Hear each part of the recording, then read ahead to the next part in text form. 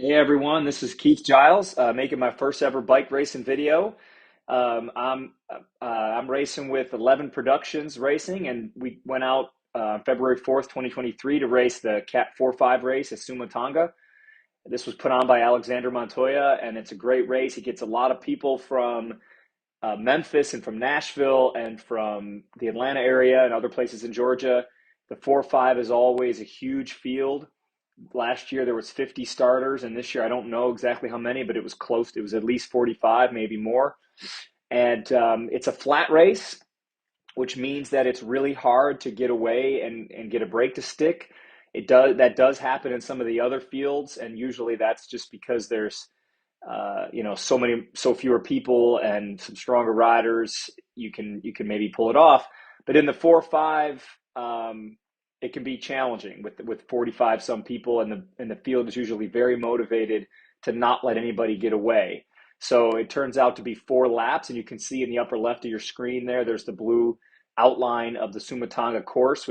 We have 4 of those 4 laps there, and the idea is to try to just relax on the first lap and not let breaks get away if they're big. But if one or two flyers go, we were just going to let them go. And you'll see there's a hill on after turn 2, and then after turn 3, there's some chip seal that has a little bit more resistance just because of the chip seal, and there's a couple little minor hills there. And those are really the two spots where brakes can stick if they're going to stick. And we've always kind of said that's where we'll try to get some guys away. That's where I wanted to try to get away. And if after laps 2 and 3 nothing works, then we would probably just want to sit in throughout lap 4, try to be positioned towards the front and lead each other out for a sprint. That was really the extent of our strategy. It's not really it's kind of such an early season race. We were trying to shake some things out. The 4 of us that were in the race today was me, Ben, Scott, and Mo, and we'd all been putting in some good miles over the winter, so we were hopeful to try to have some guys on the podium. For me, making this video is just fun. I just like to be able to go back and watch it and kind of see what happened. This is the first one I've made, so there's definitely some wrinkles to it that I'm just figuring out. And it was all I could do to get some of the metrics overlaid in the upper left. And then I also did have a rear view camera, which I accidentally recorded over it, a portion of it. So that's not going to come into play until the last lap, but I do actually have that for the end. So the punchline for this race is that, nobody got away and until the very, very end. And if you really just wanted to catch the end, you could actually fast forward to about 10 minutes left and you would see the bulk of the race. The race took about an hour and 40 minutes. I reduced it down to this video is about 40, just under 50. So in spots where either I was buried and the camera wasn't picking up anything or nothing all that exciting was happening, I moved it to 4x speed. Most of the time it's at 2x speed to try to get through it quicker. So the first lap, I wanted to show the first lap just to warm us up. You can see, the pack is kind of yo-yoing a little bit on this back stretch. We didn't want to let a breakaway, like a good solid break, get away, but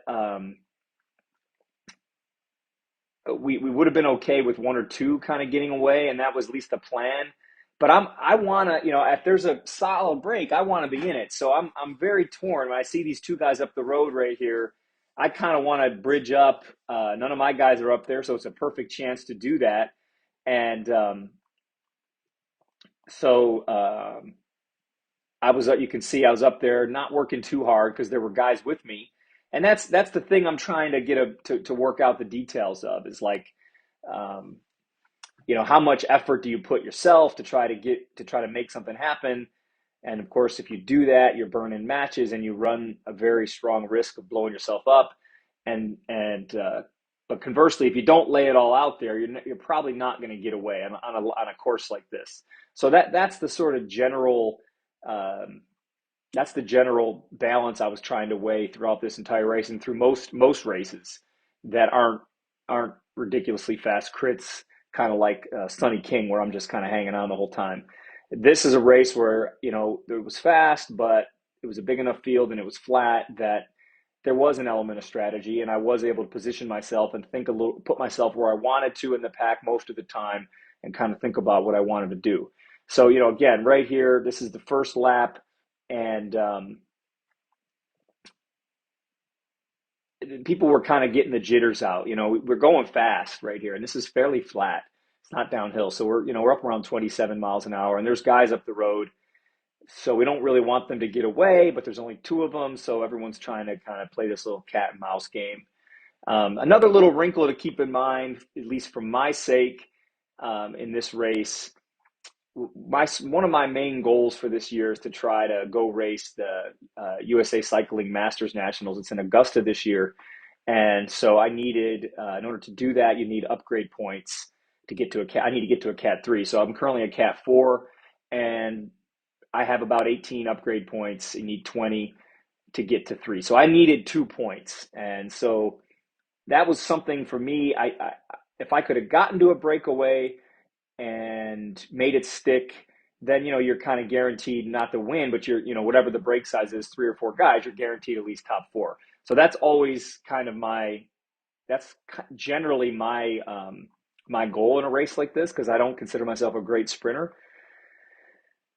But on the other hand, I don't want to blow up trying to make a break stick and then come in like dead last or end up getting countered and dropped by the field, because then I don't get any points. And so, I'm trying to balance that. And again, I've been doing that for my last like 5 or 6 races, because that's about the length of time that I had, this idea in my head that I really wanted to try to get to a Cat 3 so I could go do this race when it was in Augusta this year.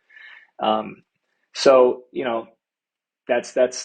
I found that makes it hard, because if you're trying to sit in and go for a sprint, that's one strategy. If you're trying to get away in a break, that's another strategy. And I've been kind of doing a little bit of a half-assed approach where I'm trying to do a little bit of both. And that hasn't worked well, because I haven't really been able to get away in a lot of breaks. And I think it's because I really don't want to commit to it. Okay, so we're getting towards the turn onto the first turn onto the chip seal, and seeing though it's the first lap. I didn't expect much here. I didn't expect any crazy hard assaults. Last year, it was this turn in the second lap where my teammate Will laid down such a fierce attack that it split the field in half. This attack, as you can see, is somewhat, and there's a couple little accelerations, but it's probably not enough to do anything like that. So I was just kind of trying to hang on here, and I'm gonna be quiet for a second and let you guys just watch.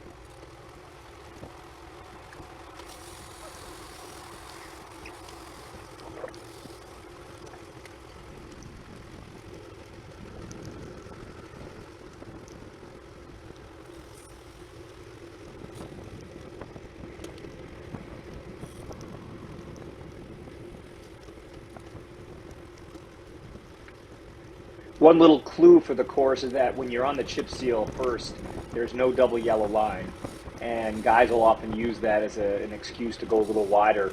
The USA official for this race was actually very serious about the double line rule, and he did relegate one guy to the back. And for anyone who doesn't know, that just means your first warning, you just have to, he makes you move to the back of the pack.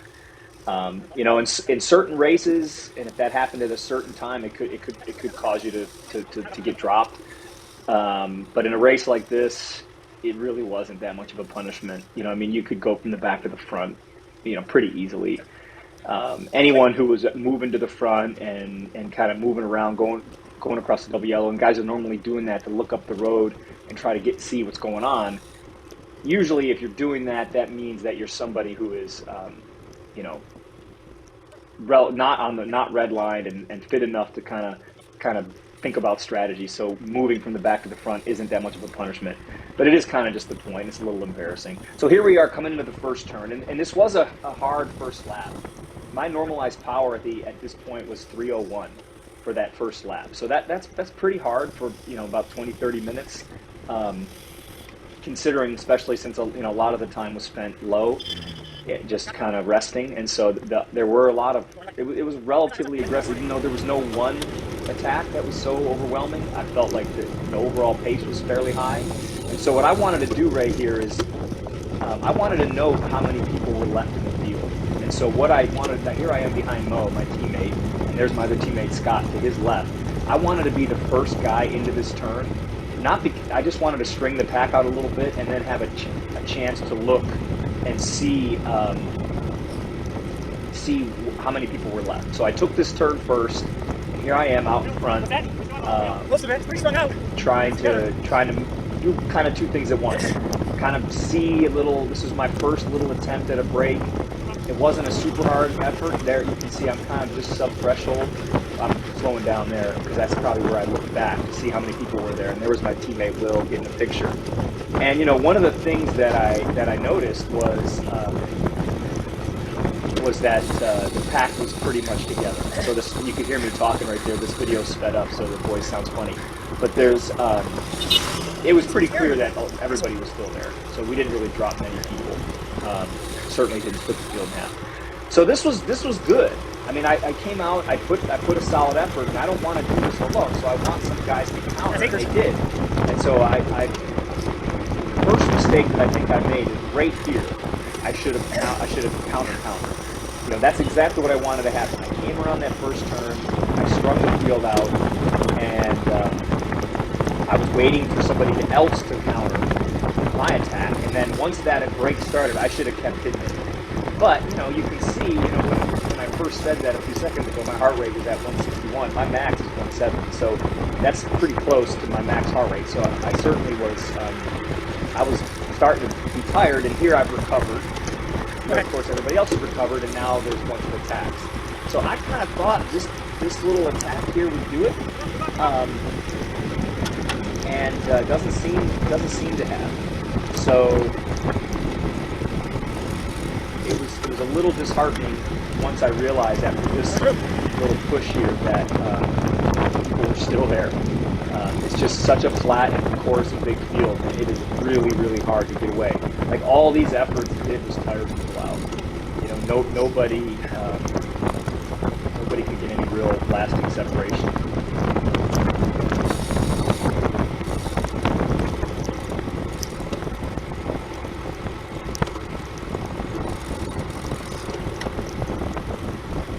I think this Max Besendorf team, these guys are from Memphis. This guy was really nice. He came up to us before the race and talked about trying to get some guys away in a break and maybe working together.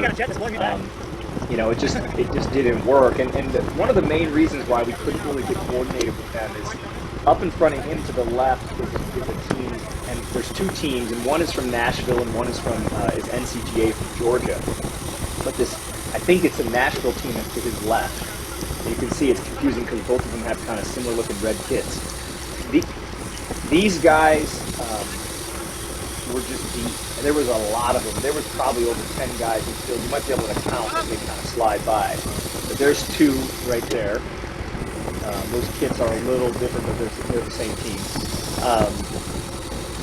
And they were working together really well. They definitely had a plan, and we'll see at the end of the video how they executed it. And they were also very diligent about calling out attacks. I don't know how much good that does. I think it does a little bit, meaning like if somebody from the back starts moving up from the field trying to catch people asleep, this Nashville team was very quick to yell something. And if I have the audio on, you'll hear it. And that just takes away a little bit of that element of surprise that sometimes can make the difference of getting away or not. Yeah, so there you see, there's 1, 2, 3. I think that other guy might even be with them as well, even though the kit's a little different. There's 4 or 5 of them all at the front, and they were, you know, like I said, they were working together. So here we are, second lap. There's a hill coming up, I think this could be it.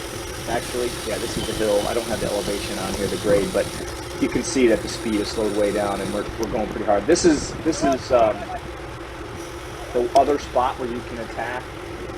Just I could never really use it to my advantage. I felt like every time I hit it, I was kind of buried, um, and nobody else did either.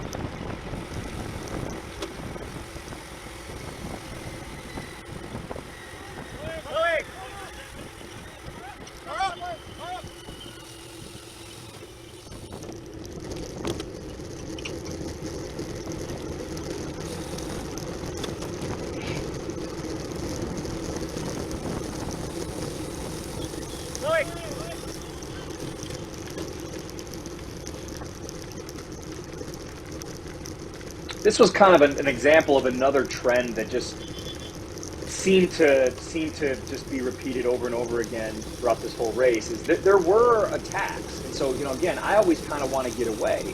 Ideally, somebody does it for you. Somebody else attacks, and you go with it, and then help it stick instead of being the one to initiate it. And there were just so many attempts, and maybe they were half-assed, and and ultimately were doomed. But they were attempts. You could see right there. There was a nice little acceleration and a bunch of guys in it, and so, but they just didn't. They didn't really work. We ended up with, I think there was at least 20 guys in the end. I think there was more like 30 that were kind of crossing the line, plus or minus, maybe a minute. And any of that minute separation came on the last stretch on the last lap. So I think we might have dropped about 10 guys throughout the course of the race doing stuff like this.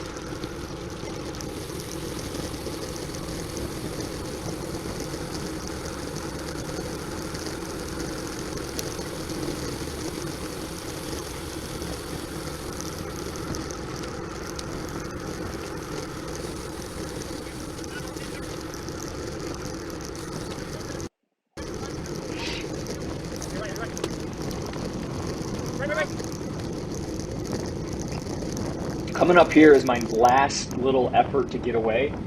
This group was, like I said, this group was moving pretty fast at this point, 26 miles an hour, and I was kind of coasting, sitting in the slipstream. But I wanted to give one more effort, and this is one of the good times to do it. So here, where I saw an opportunity to kind of attack from a few wheels back, and I threw it down there. I'm way above threshold there. I'm throwing down a little minute or so sprint effort. And I got out in front and I pushed, and I don't know, you can't hear it, but at this point in the video, I yelled. I wanted somebody to come around. I mean, I just passed 5 guys, and we were moving fast as it was. I wanted to see 1 or 2 or 3 of them come around me, and then we could have gone into a quick rotation and try to get away, but it just didn't happen. And so I yelled back, I'm not trying to do 2 minutes at 500 watts off the front in lap 2 by myself with those guys sucking my wheel, because I know what's going to happen. I'll push myself to utter exhaustion, and then they'll do what they're doing right now, except I'll have nothing left. So I needed them to come around sooner. I did actually get them to come around, because one of those kids that's in front of me, they were strong riders, but he didn't want to come around a few seconds back, and I said, come on, we got a gap, and he said, they're just going to pull us back. And I said something like, well, until they don't. And that's, I have enough experience to know that's kind of how these things happen. Is there's an attack, it gets pulled back, there's an attack, it gets pulled back, and eventually one sticks. And you gotta be persistent and keep trying. You can't just try once or twice and give up. But unfortunately, the response this is what you're seeing here with these guys in front of me. This is effectively the response to my move, but it was too slow. Not too slow in the sense that it was too late. It was too delayed. They should have done it right away. And because we did have a gap, and if they had come through right away, and I could have had 15 seconds of rest, and then I would have come through, and we might have been able to get maybe 5 guys or 10 guys away. And that would have been wonderful. And we could have just been pace lining and it might have stuck. But you can see right now it's slowed way down. So at this point, after this break failed, this attack, whatever you want to call it, I was kind of resigned to not try again. So I'm putting a little effort in here because these guys did, but I didn't really want to get away. I just was trying to stay to the front, and that was kind of going to be my plan. Now there's one. In the last lap has some interesting stuff happen for sure, but there is one more little interesting thing that happens coming up here on this third lap where my teammate will actually get into a little bit of a break, and we'll watch up here after we make this right turn onto the back road. We'll be able to kind of talk through what happens there.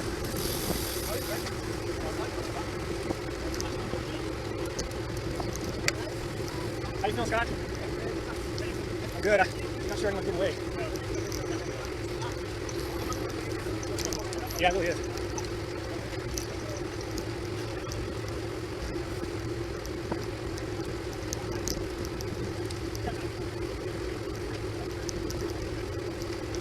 You seen Ryan? Yeah, he's in the race. Yeah, I mean, you do see him. Get ready, because he ain't sitting back there all day for nothing. That's just me talking to Scott, kind of saying, hey, how do you feel? He said he feels good. And I said something about, I just don't see any brakes getting away. I think he agreed. We're not going very fast right here. Remember, most of this video is at least at 2x, trying to avoid the tedium. So don't be confused by the seemingly high cadence of everybody.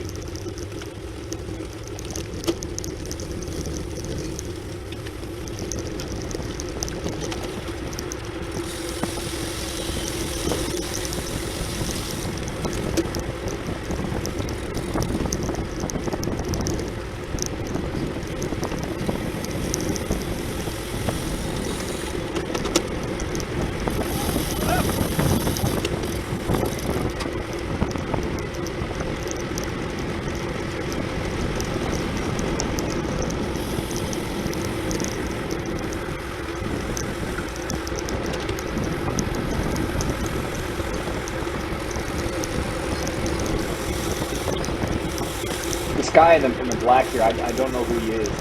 He did a lot of nice little attacks, as you see right there. That was pretty solid.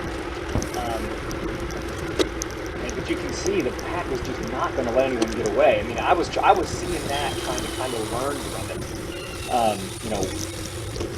You saw how he was easily close to 1,000 watts. I mean, that was all out sprint in 2 seconds. He's a good guy. So the pack just was right behind him. And then he kind of sits up after he gets out in front. I think when you're in the higher category races, guys will do stuff like that, and they'll hold it for like a minute or two, and then the group behind them, like ready to do their 1,000 watt effort as soon as he sits up. And I think that's his big takes when he breaks the stick.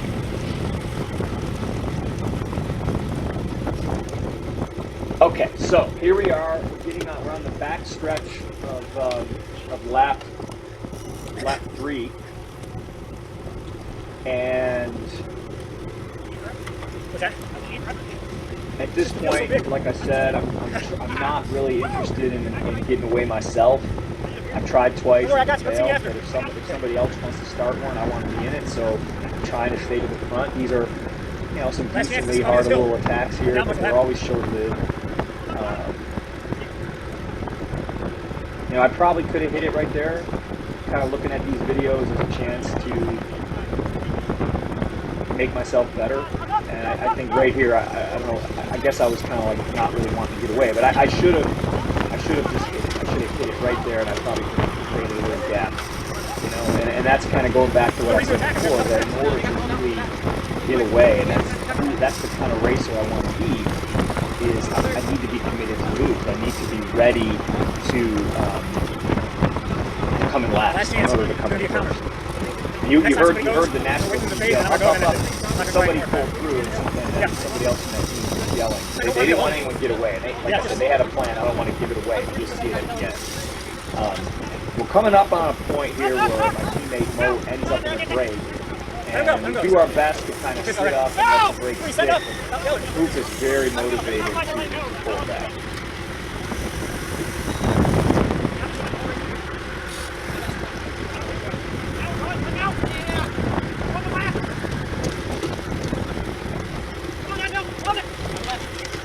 It's funny, I was just talking to Mo about being in the break, and I said I want to be up there, but I don't want to be alone. And it's interesting how seconds later he went. You know, it's so easy to get pinned in though. Like right there, I was pretty pinned. That group went, and look, see, I had nowhere to go until these guys decided to go. But see, at that point right here, I don't want to go because Mo's got good separation. I could have shot through that gap and tried to bridge it, but easy guys, easy. You know, that would have brought them up. So I kind of instinctively tried to move up. And Ben kind of reminded me, hey, don't forget Mo's up there, which, you know, I knew. And there's a point here where I slide over to the right and I really do sit up and try to, there, I'm kind of sitting up right there. You know, yeah, right there, I'm kind of sitting up. I'm like, hey, don't be the guy who's pulling back. And they're up the road, I don't know, 10, 15 seconds right now. But you can see the group is really not happy about that. Oh, Mo's back. So that wasn't it. I was wrong. I thought that was the time to go. Oh, he wasn't up there. I'd be red line. Later, I think it was. This third lap was kind of spicy. One guy caught. Once I saw that Mo was no longer the group up the road, I was fine. I pushed for myself. And I think here, you know, I'm third or fourth wheel, I just still chasing. I knew that those guys would up there with the stick. I wasn't really concerned about it. I mean, you can see I'm going 27 miles an hour at hard work. I knew I could have kind of shot out. Oh, and there we finally got our rear camera showing up. Hopefully the synchronization of that sticks.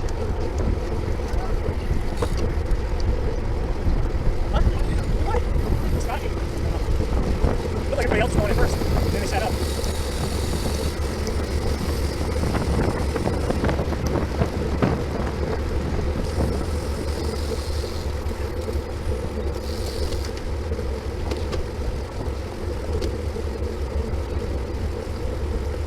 Gotta send it on to start, man.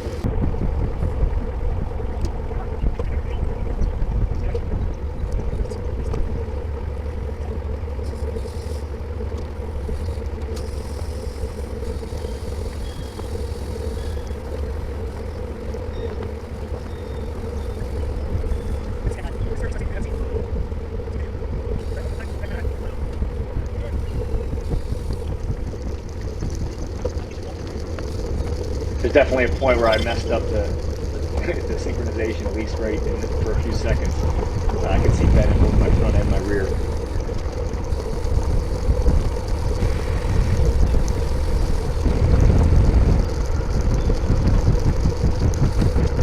Yeah, there it is again.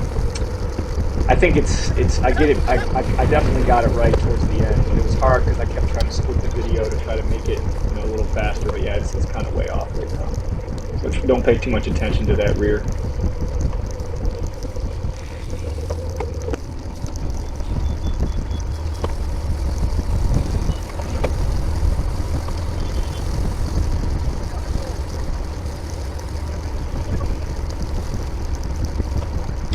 So I moved this up to 4x because here we are on the chip seal, the end of lap 3.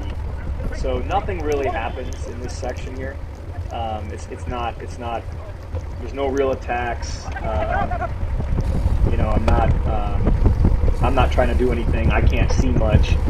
You know, part with Mo getting up the road, it just didn't last, and so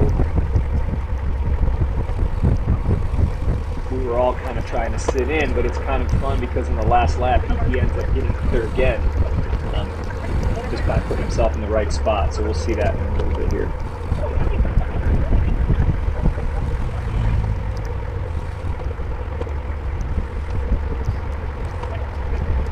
Okay, I'm splicing in this little section here because I realized that when I was concerned with my rear camera being a little bit off, which isn't really a big deal at this point for a few seconds, I missed a super cool thing that happens in the race. It happens it takes like a split second. then there's a break. So I wanted to just make sure I kind of talk about that as it happened in real time. And so here we are. We're coming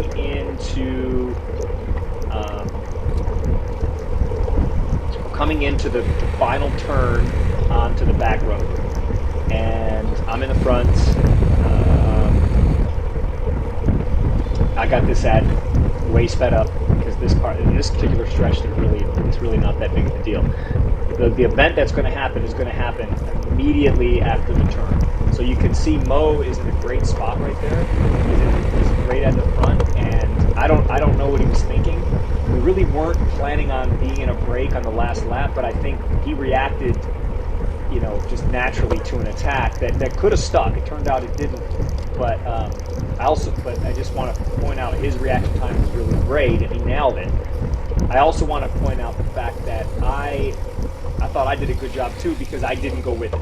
I could have very easily chased it, and and it would have messed up the break, but I didn't. So you'll see exactly where I kind of sit up. Right. So now we just switched to 1x, so it feels like it's in slow mo now. It's actually not. It was 4x before. So we're coming into this. There might be another little buffer here before we get to the last video segment. All right, come into the last turn. Mo is first wheel. I'm probably 3 wide and like 3 back.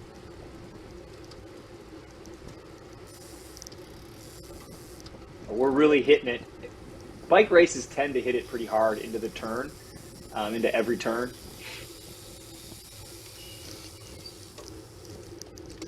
So there we go. I've fallen back just a little bit.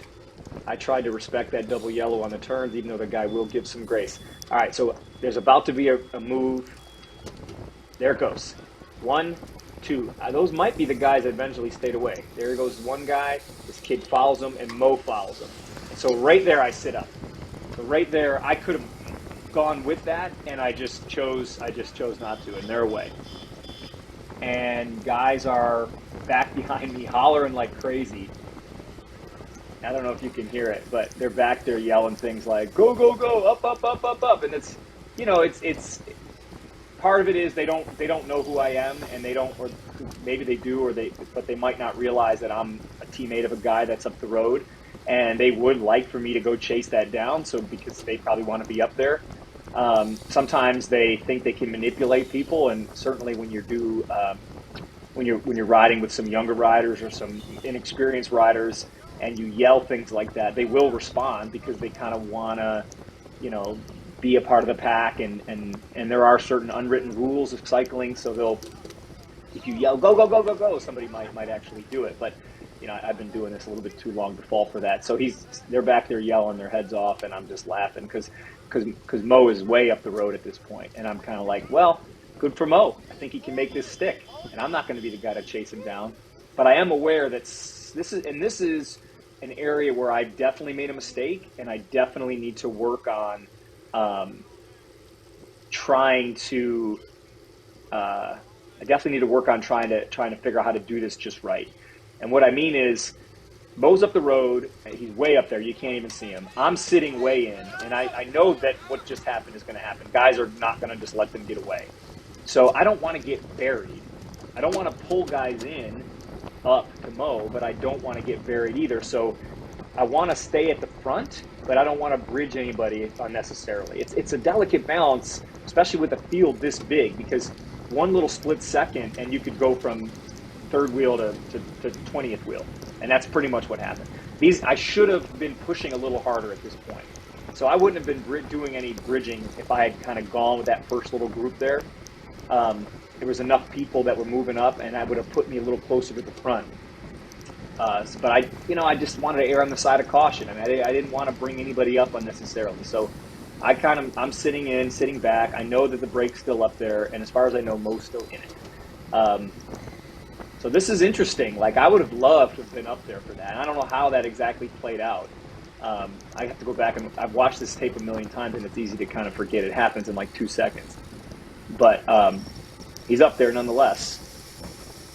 So it is interesting, and I think here's another interesting thing. I think he had one of the Nashville teams, these red and black jerseys, were up there with him. So you can see these guys are not working hard at all. I mean, they're sitting up. Look how easy we're going, and there's a break up there. Somebody brings them back. And hopefully I can catch who, because in the middle, in the heat of the race, I did miss it.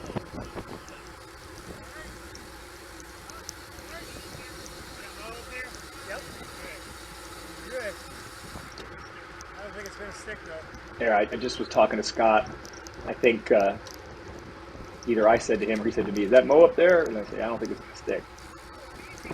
Oh, easy guys! Jesus Christ! Come on, man! You guys been getting me all day. I just got a little frustrated right there because somebody was swerving around.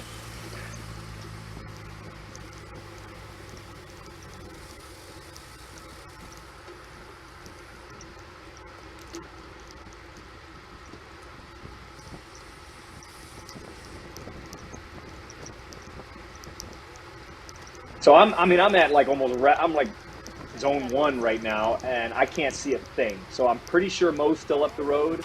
These guys have got the road fully blocked. Look at all the 3 red jerseys right in a row. Another one up ahead. They're not in any hurry to do much. God, there's just so many of them. People start moving up.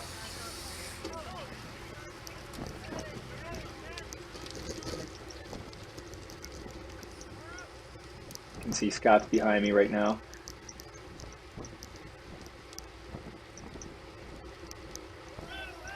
Whoa! This last little stretch here on the back road on the last lap was so sketchy because we were going slow. You know, people were antsy because they knew attacks were coming, and sooner or later somebody was going to try to bridge up to that group that's up there. But nobody was really willing to do it right now because it was still had a good ways to go, and it was just so sketchy. There's an almost wreck that comes up here. My buddy Ben was able, teammate and buddy Ben was able to navigate out of it. Should see it here in a little bit. He'll be in front of me and to the left, right on the yellow. He's up there now. Slowing.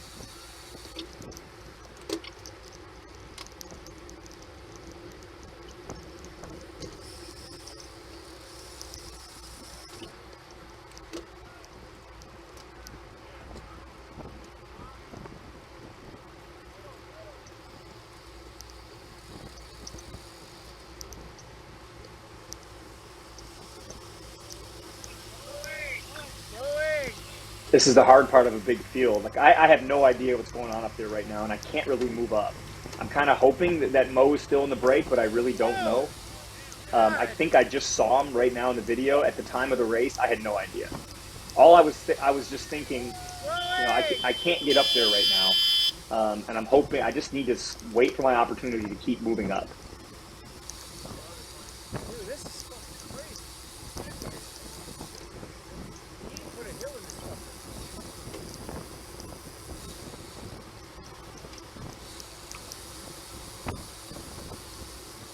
Still can't see what's going on up there. I can see because whenever there's a curve in the road, you can kind of see what's going on, and I see the motorcycle up there, and I'm looking right at the time. I certainly wasn't doing this, but right now I still can't tell if anyone's up the road. The fact that the pack is moving so slow is a clue that there isn't, because usually if there is, somebody would have been going after them. Nope, they're up there. There's still a couple guys up there, but you know, at 29 miles an hour, must have been a little downhill right here because I'm not really working that hard. And yeah, here comes the one hill. I think there's Mo. So once I definitely saw Mo there, and that's when I realized Mo wasn't up there. So I would have been happy to bridge up if I could have, but again, like I was so buried. And if you do bridge up at this point, someone's definitely going to follow. So you will drag them with you, which means you're doing a lot of work with no real time to recover. Oh, there it was. This was interesting because Ben saved it. You know, made us slow down, but now we have to really throw down some watts to try to bridge it back up. Thank God it wasn't worse. we were able to get it back together pretty quick. So I see Ben and Scott working and Mo working, so I know they can see something up the road that's making them want to speed up.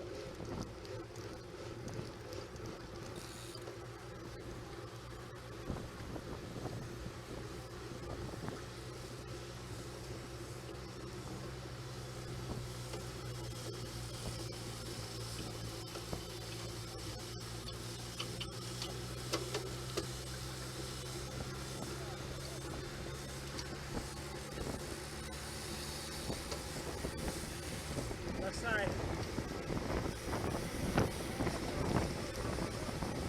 Left side, Mo. Left side, left side.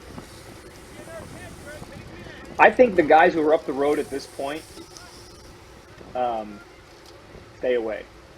That's unfortunately that is the punchline I'll give away, is that there were two guys both from this Nashville team that got away and stayed away, and I think that's them. I mean, again, I still can't see a thing. I'm buried, and this is the mistake I made. If I had been up there, I would have been willing to fight to keep them from doing that. I really don't know how that played out. Mo was up there, and then something happened, and he wasn't. And I'll have to ask him when I see him again. Like when we can watch this video together, he might be able to fill in some of the blanks. Somebody had mentioned to me that they managed to get away after the chip seal, which would imply we caught them. But we're getting really close to the chip seal, and it looks like they're still away.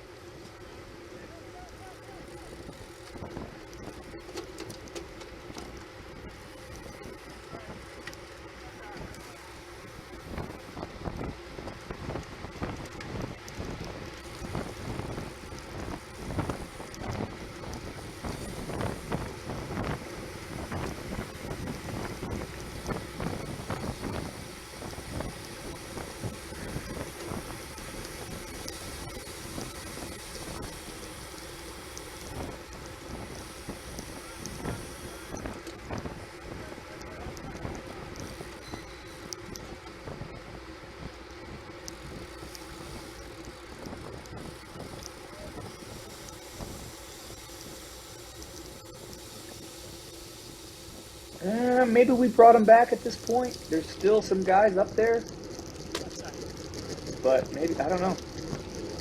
All right, so we're getting into the final little leg here. This is it.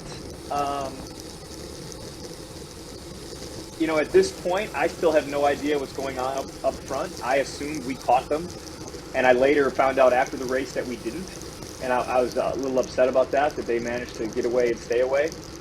So I'm just expecting, here we are for the pack sprint. Even if the two guys that were up the road were away, at least you're still racing for third. So it's not like there's 10 guys up the road, which is kind of a little demoralizing if it's that many. So I'm trying to move up. That's my only goal. I'm way, way too far back right now. The good news is, without the double yellow, you get a little flexibility, but I still try to respect that. The video is not making it very clear, but I could see it right at some point in through here. I could see that my teammate Scott was trying to bridge up, and again, part of me wanted to just move out and throw down a crazy sprint and try to bridge to him so we could bridge together. But it's always a balance. I thought he might be able to do it himself, and he was already way up there. And again, you're just always worried about bringing people with you. So I was so far back, and it would have been hard to do anyways, just to get a line to him. I just let it go. And he eventually just kind of gave up. I think those two guys had too big of a lead, and they were working pretty good together.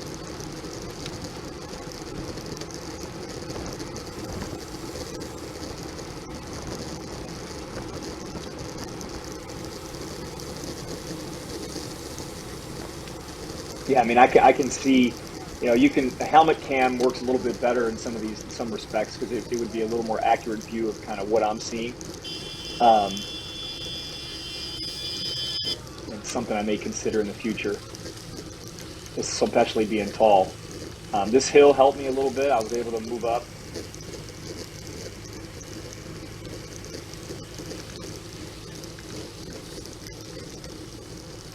So we had okay, so here we are. We're getting into the final sprint.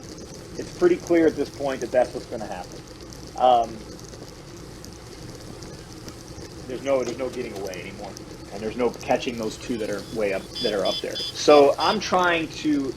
We know you want to stay left because you can use the left side of the road in a sprint. It's legal. Um, I don't know why I make a huge mistake in this sprint. It's probably cost me 2 positions at least. I doubt I was going to beat Ben, so probably just 2 positions.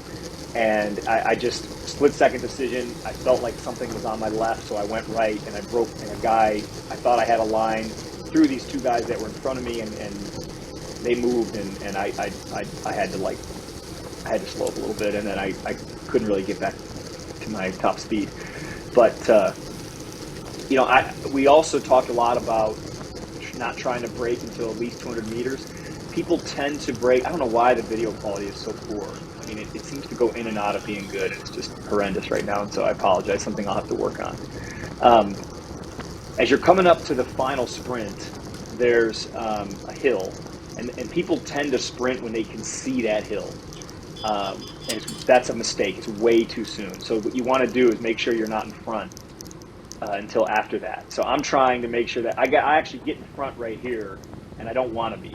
But I'm not really, you can see I'm at 200, I'm under 300 watts, 130 beats per minute. I'm actually resting, more or less, zone 4. I mean, it's not here, I'm speeding up a little bit, but I'm definitely at this, we still got to wait a little, maybe like a mile or so to go. But I'm in my mind thinking, I don't want to be first. Someone's got to come around me. And they do. So these kids are in front of us now, and they're going to stay in front of us, and they're going to go too soon and blow up.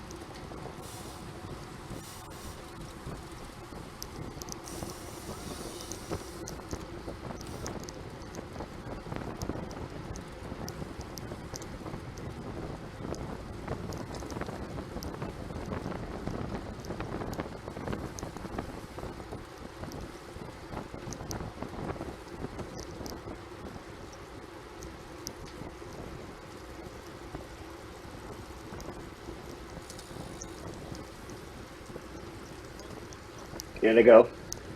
Way too soon. I think he saw the hill and started going, and that hill you still got a long way to go. So Scott motions to Ben. You can see it right there. He's basically saying, "Follow me." I don't like it because I got nobody in front of me. But these guys blew up, so it went way too early, and they blew up way, pretty soon. After they blew up with a long distance to go. So I was trying to get back to their wheel.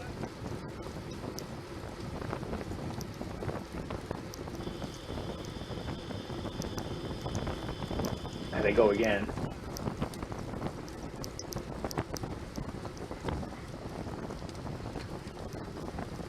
You're going to see Ben shoot out on your right. And I'm going to go with him. There he goes. Picking up his speed. I'm right on his wheel. And this is my mistake coming up. If I just would have stayed on Ben's wheel, I would have done a lot better. But instead, he was definitely pulling away from me, though. But I should have gone left. But for some reason, I tried to go right, and then this guy does that. I said on your right. I don't know if he did it on purpose or what. I'm going to assume he didn't, but that was kind of messed me up. And then this allowed these 2 guys to come around me. I don't think they would have come around me if I didn't have to slow up. Really, these 3 guys, but I got one of them back. So I'd like to think if that guy didn't cut me off, I would have been good for maybe 4th instead of 6th, but I'll take it. So that's that. Pretty fun.